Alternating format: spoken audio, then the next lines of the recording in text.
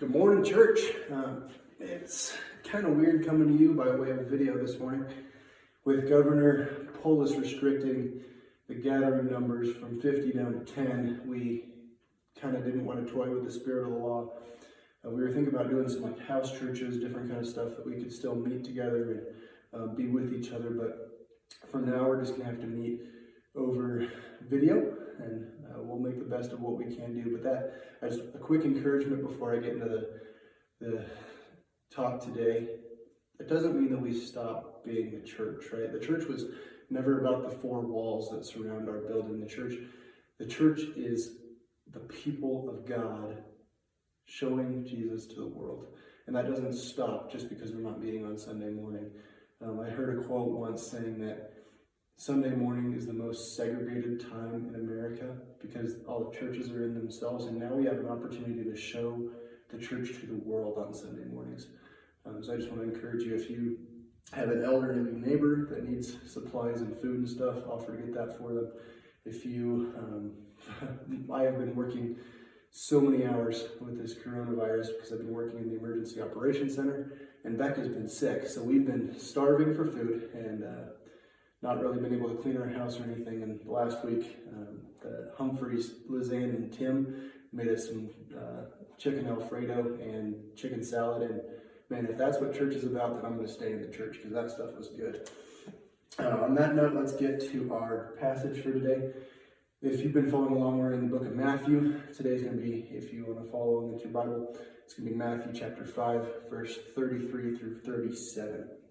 I just want to do a quick preemptive kind of intro, remind you where we have been the last about month. We've been on the Sermon on the Mount, and it's easy as we talk about the Sermon on the Mount, because Jesus 2 weeks ago was about anger, and then the last week was about lust.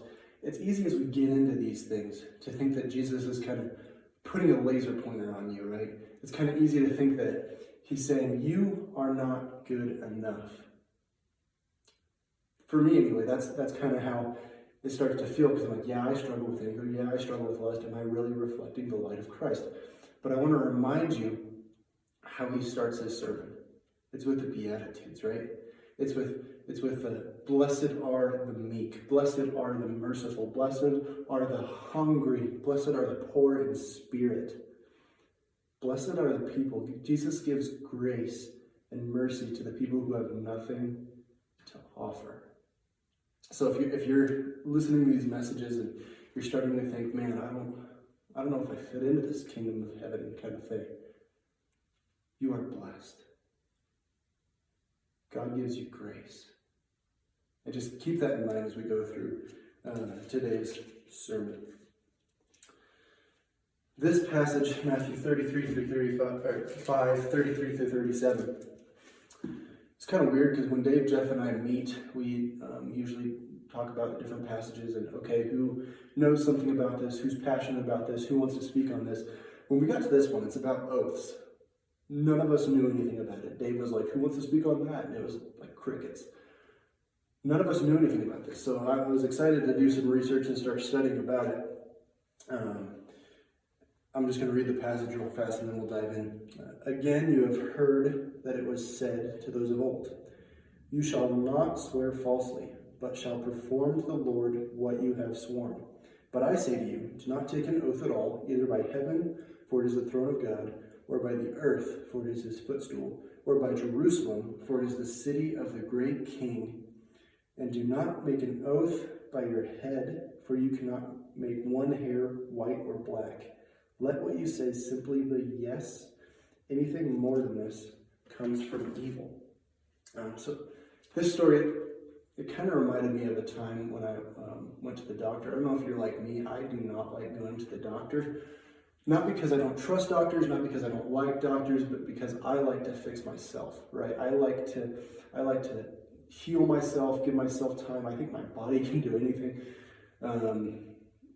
There was one time in high school, I think it's actually the last time I went to the doctor, so like 7 years ago, just because I'm stubborn.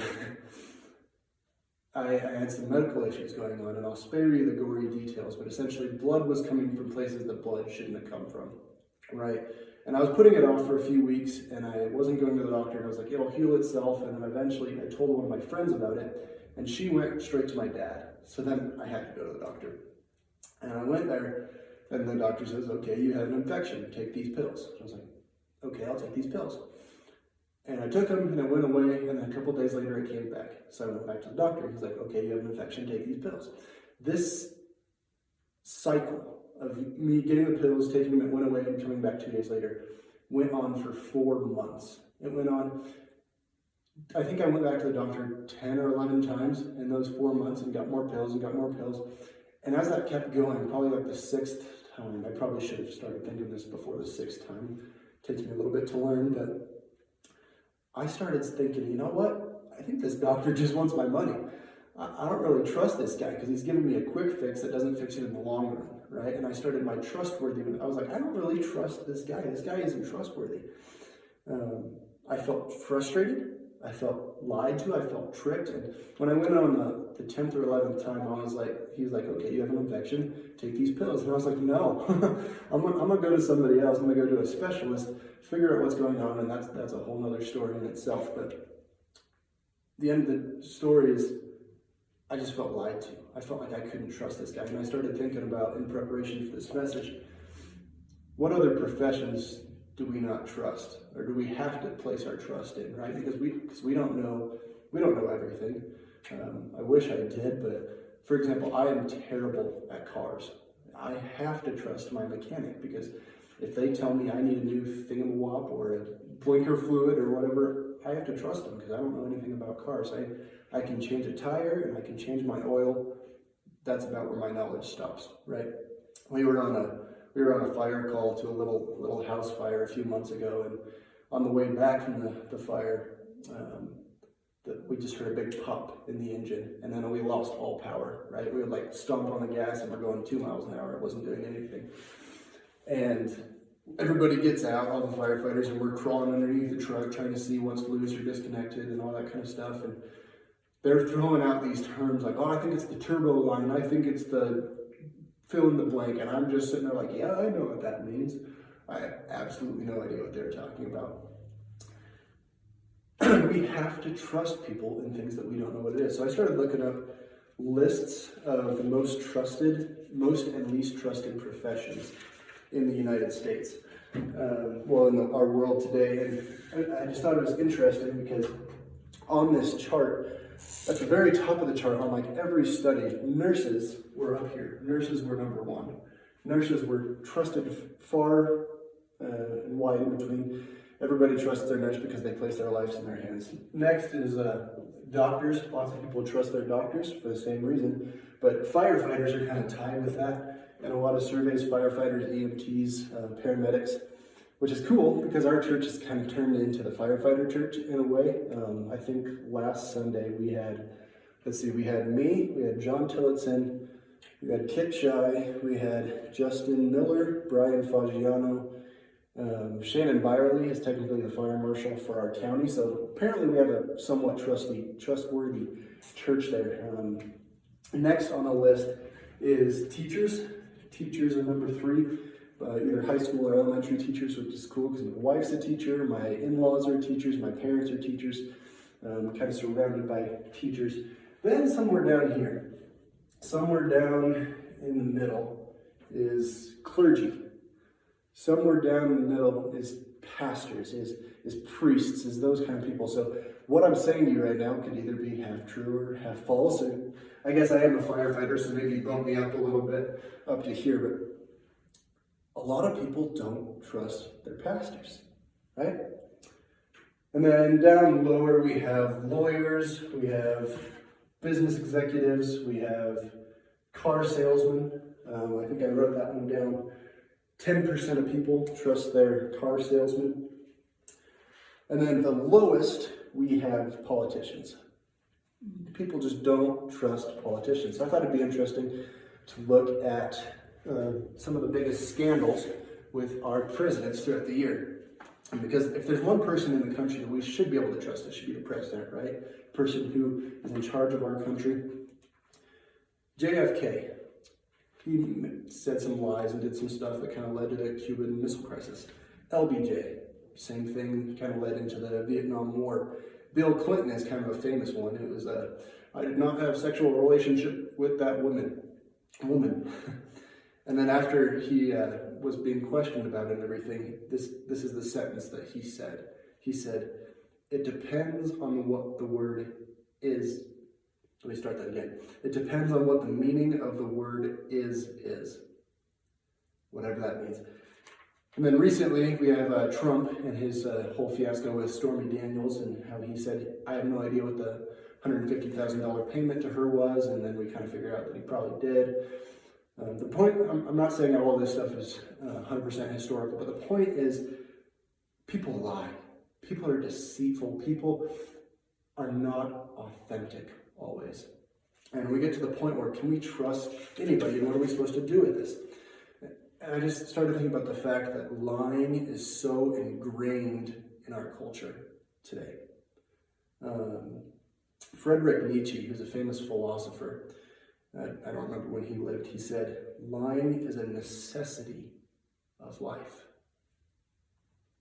And then we have John Wolfgang, and I'm not going to try to pronounce his last name, says, truth is contrary to our nature. So we have lying is a necessity of life, and then truth is contrary to our nature. Okay, psychiatrists in our day have talked about the development of children cognitively, and they say that if your child starts lying at a certain age, then it means that they are developing cognitively correctly. And so much so that if they don't start lying, then you have a problem. Then your child has a problem. You need to figure out what's going on because they're not developing right. I mean, the overwhelming theme in our culture, the wave in our world, is that lying is really not that bad.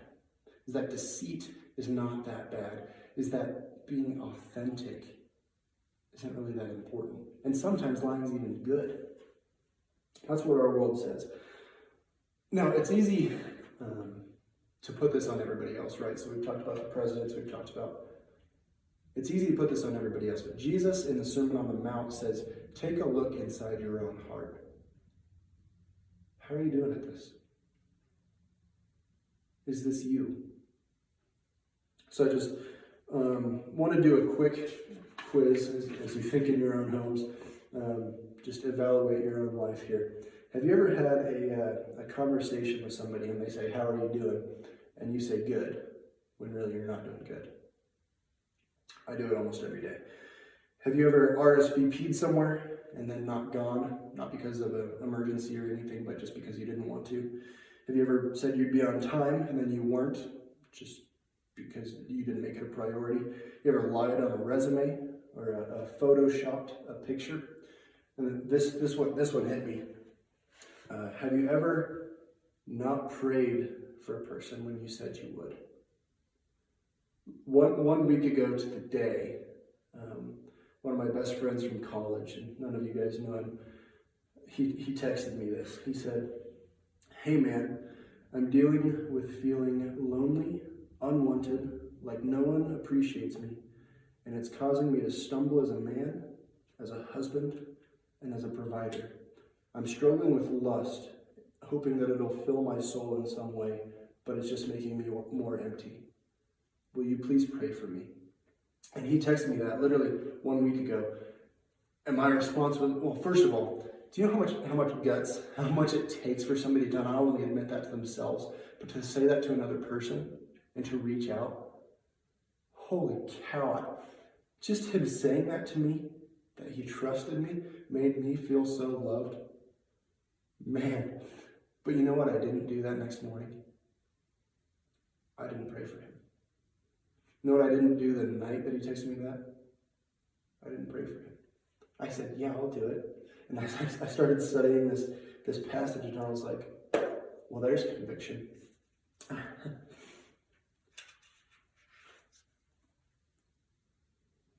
Let's get back into our passage here in Matthew 5:33 through 37. We'll start with this. We can kind of relate to the past couple of passages, right? We had anger and we had lust everybody gets angry, especially when they drive in Denver. Everybody lusts to a point. Those are easy to relate to for most people. This one's kind of weird because we start talking about oaths and you're like, okay, when was the last time I took an oath? Like if you were on jury duty, maybe. Last time I took one was a couple of years ago when I started working at the sheriff's office and Shannon swore me in. But I think that's the only time in my life I've ever taken an oath. So this one we start to think, does this actually apply to me? Is this relevant to our culture today? And I think it is, and let me show you why. Jesus here, he's keying in on the underlying issue of authenticity, of honesty, of trust, of all of those things that go into when people look at the kingdom of heaven. Do they look at our people? Do they look at the church, not the people in these walls, but the people out on the streets? Do they look at us and do they say, I trust them, I believe them, I would share my darkest secret with that person because I think that they would pray for me? Back in Jesus' day when he was telling the disciples this story, oaths were a lot bigger deal than they were to us than they are to us now, because paper was in short supply, right? It was expensive. Paper literally did not grow on trees back in their day, right? It was made from papyrus or it was made from animal skin. It was expensive. It was hard to get. So the majority of the time when you made a contract with somebody, when you said, hey, you do this work for me and I'll pay you this much, your word was your bond. You didn't write it down on anything, right? So what would happen if you say, you do this work for me, I'll pay you. The person does the work, and then you're like, I didn't say I'd pay you for that. You volunteered. What's that person going to do? Okay. Your word is your bond. And if you start lying, if you start taking back your oath in this time, then the word would get around that you're not a trustworthy person. You would starve because nobody would do business with you. That's how important oaths were in this day. Your word, your oath was so important. It was a matter of life or death in this day. Jesus in verse 33 mentions that in the Old Testament that people of old talked about this stuff.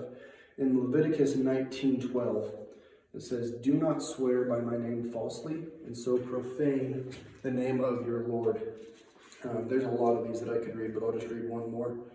In Numbers, verse 32, chapter 30, verse 2, it says, if a man vows to the Lord or swears an oath to bind himself by a pledge, he shall not break his word. He shall do according to all that proceeds out of his mouth.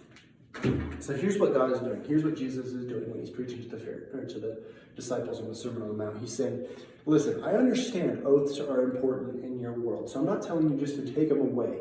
I'm not telling you to throw them away because it's important to your livelihood. But since you are part of the kingdom of heaven, since you represent God on earth, do you know Christian actually means little Christs? Since you are Christians, let your oath be your bond. Do not break your oaths. There is no room for deceit. There's no room for the littlest lie in the kingdom of heaven, because when people look at you, they need to think that you are authentic. Now let's look at verse 34 through 36, because it kind of gets a little weird here, right? Verse 34, but I say to you, do not take an oath at all, either by heaven, for it's the throne of God, or by earth, for it is the footstool, or by Jerusalem, for it's the city of the great king. And do not take an oath by your head, for you cannot make one hair white or black. So I'm thinking, what the heck is going on here? In that day, when you were to make an oath, think back to Exodus 20, the 10 Commandments, right? That commandment that says, do not take the Lord's name in vain. We kind of take that today to say, oh, when you're in traffic, don't say, oh, blank, if somebody cuts you off. It's not really what it meant in Jesus' day, or in the time of Exodus. What more it meant, and there's kind of debate about this verse. One of the interpretations is it's about oaths. So if you were to swear something to somebody, you would say, I swear by Yahweh, I swear by Chemosh, I swear by whatever God you were following that I will do this for you to add extra trust. And what you were saying when you were doing that is saying, if I don't do this, may God strike me dead right here. If I don't do this, may God have his way with me. It's a way of saying, yeah, I'm really going to do it this time, instead of saying, yeah, I might do it. What Jesus is saying here, or what God said in Exodus 20, when he gave the great commandments, he says this, do not swear by my name. Simply let your yes be yes and your no be no. There shouldn't be a reason for you to swear by anything. Just do what you say you're going to do. So the people in Jesus' day are looking at that and they're like, okay, so we're not supposed to swear by Yahweh. How can we get around this? And they say, okay, so what if we, and I hope you guys can see this, it's, the camera's kind of far away and there might be a glare, but what if we swear by the heavens? What if we swear by what's up here? That's God's throne room. If you swear by that, you're still swearing by God. What if we swear by the earth? What if we swear by where we live? That is God's footstool. What if we swear by this city? What if we swear by Jerusalem? That is God's city. What if we swear by the hair on my little head? You don't own that hair. That's what Jesus is saying. You do not own that hair. I own that hair. Your hair is mine. If you swear by anything, you are still swearing by God. Let your yes be yes. You don't have to use my name. You represent me. You are a little Christ. Just let your yes be yes and your no be no. Let's look at verse 37. Let what you say simply be yes or no. Anything more than this comes from evil. And that kind of sounds a little harsh, right? Anything more than this comes from evil. Let me tell you what he's talking about a little bit right there. In John, I think 8:44, and I should have marked this in my pages, but I didn't, so give me a second.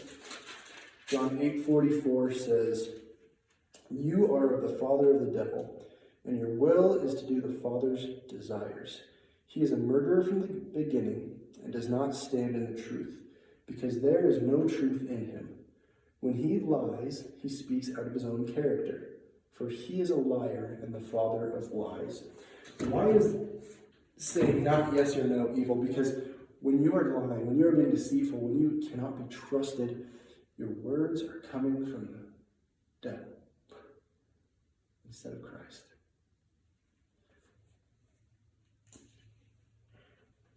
And I'm not saying hear me when I say this, it's when elementary kids make a pinky swear, I don't think God looks at that and says that's evil.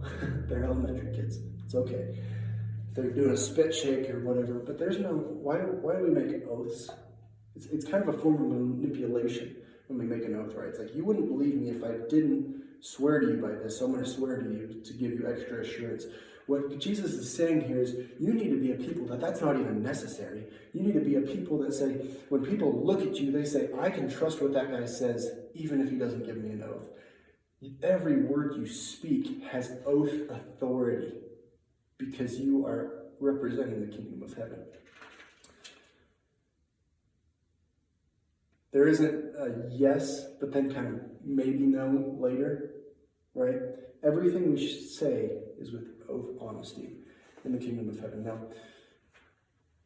I also want to bring back the Beatitudes a little bit and say that God has grace, right? If you say you're going to do something and you have an emergency, or you say you're going to be on time and then your kid poops himself or whatever, God understands. But for the vast majority of our life, we need to be a people that when we say we're going to do something, people can trust us that we are going to do it.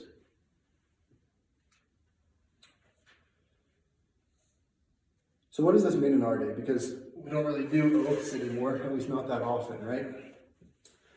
I think a little bit has to do with what Jesus said to the Pharisees later on in his life. So the Pharisees were people that they wanted to look good, right?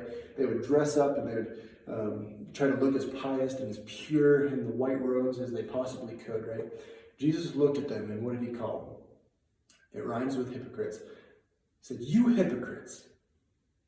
And in Jesus' day, hypocrites wasn't really an insult. Hypocrites was a word to describe somebody who would wear masks. It was a mask wearer. It was somebody who had a false identity showing on the outside, and it was used to describe actors a lot of times, because if you were an actor and you were playing somebody who's happy, you would wear a happy mask, and if you were playing somebody who's angry, you'd wear an angry mask, and so on and so forth.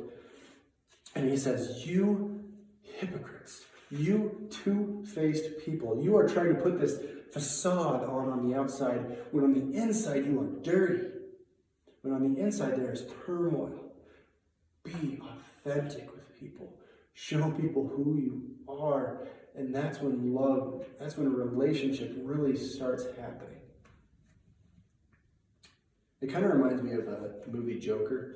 If you haven't seen the movie Joker, I highly recommend it. Probably not for kids or for maybe even high schoolers, but it's pretty heavy and kind of violent. But what it does is it really highlights the issue of mental illness in our day, and just shows how prevalent it really has become. I really recommend the movie, but this whole two-faced idea reminds me of Joker, because he puts on this clown face, and he walks around and he laughs, and he wants to show everybody he's happy and this fun guy, but on the inside he is just aching. There is so much just stirring around him that is not settled, and he doesn't know how to fix it. Guys, this is us. I'm not saying that we're like to the point of Joker, but how many times do we show up on Sunday and during the meet and greet? "How are you?" "I'm great," when your grandma just died. How many times do you show up to the meet and greet and, "Yeah, I'm fine," when you had the worst week of your life? Why do we lie? Why aren't we authentic with people? And I want to kind of pull out that idea a little bit more as I start to wrap up here.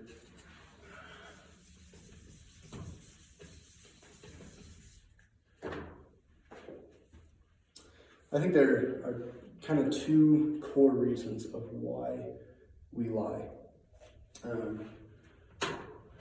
And I'm not saying that all lies come from these two things, but I think a lot of them pull from this. So why do we lie? I don't know if you guys can read anything I'm writing up here, but you can hear what I'm saying. So why do we lie? Number one, to protect ourselves.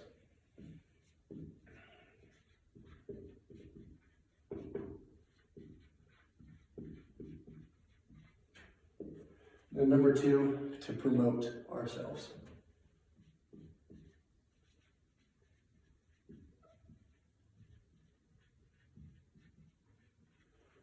To protect ourselves and to promote ourselves. And when we talked about the last couple of weeks, anger and lust, I get angry sometimes, but it kind of takes a lot to get me really stirred up and to get me really angry. Like most of the time I'm pretty chill. Lust, I used to have a big problem with lust. God's taken most of that away from me.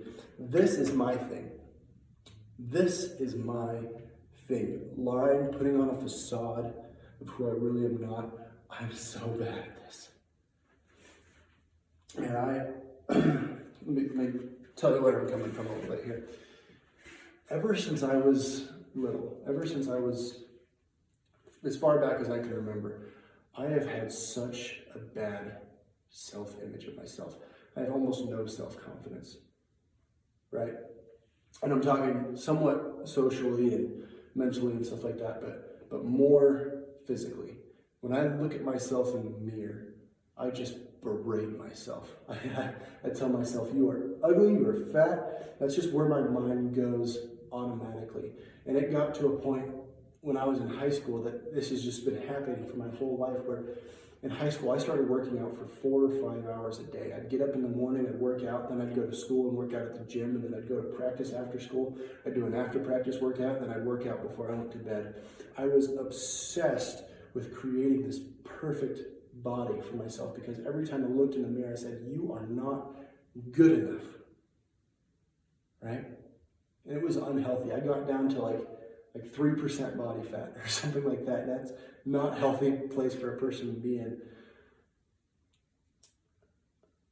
And people think that when we talk about body image and body shaming ourselves and stuff like that, that only women do that. Man, I promise you guys do that so much. We just don't talk about it. We just don't talk about it. And that's really unfortunate because darkness, when we leave things in the shadows, that is just a petri dish for sin. When we leave things hidden from other people, that's when stuff sprouts and darkness and sin grows out of us, right? So much sin has come out of that in my life. So much sin has come out of me hating how I look in my life. But what's really cool is what happens when the darkness is exposed, right? When you start to figure out how to defeat the darkness. And by no means am I there yet. It's still a struggle that I have every single day of my life. And I don't make that known to people. I am two-faced with this. This is the first time I probably only shared that with like 1 or 2 people in my life. But when that darkness is exposed, that's when love happens. That's when relationship happens. I remember I told Becca about this problem with me when we started dating. And her response was, I will watch out for that. If you start doing that, I'll be there for you. I will pray for you. And there was one time when I started going to the gym 2 or 3 times a day for a couple hours each time. And Becca stopped me and said, are you okay? I have never felt more loved and more cared for than I did in that moment.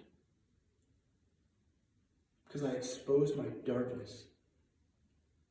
Somebody cared. That's the church. That's the kingdom of heaven. That's what Christ is talking about here. He says, don't be two-faced. Don't lie. Don't put on a show. Let people see you and be in real relationship with you.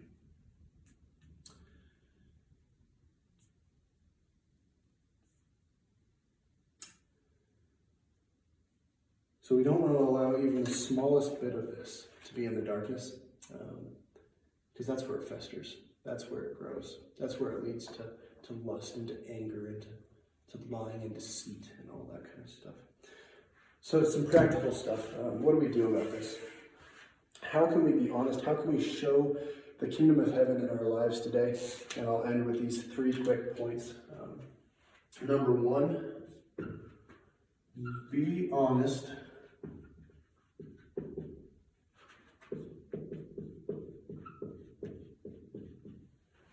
Be honest with yourself. Be honest with yourself. It takes a lot for a person to admit what my friend did when he texted me. Just to himself. Be honest with yourself. Evaluate yourself when it comes to the Sermon on the Mount in this passage. Am I truthful? Am I authentic? Am I honest? When people look at me, how many people would say, yeah, I trust that person? Where would we be on this scale? Are we a nurse? Are we a car salesman? Where are we in here? Be honest with yourself. Number 2, be honest with God.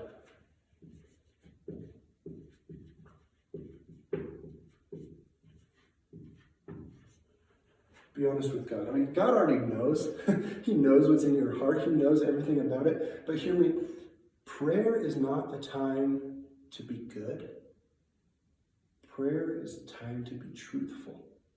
Prayer is a time to pour out your heart and say, God, this is where I am. Prayer is not a time to be good. Prayer is a time to be truthful. Lastly, be honest with others.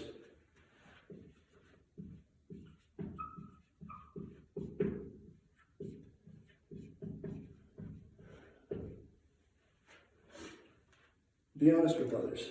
Be honest with others about where your heart is. Be honest with others in our church community about what you're struggling with, about what is going on behind your mask. I'm not saying that you have to tell the whole congregation like I did today. Pick somebody. Pick somebody you trust. Be honest. Because that's where real relationship begins. That's where the kingdom of God flourishes, and darkness cannot flourish where there is light. Right? Be honest with others. And then if somebody is honest with you, don't be me. Don't not pray for them that night or the next morning. Pray for them right then and continually from then on until that problem is gone.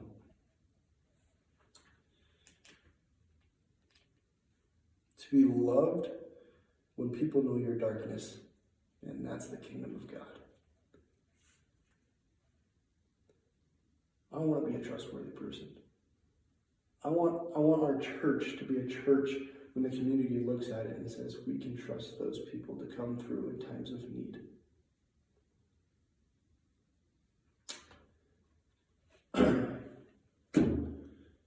That's all I got for today.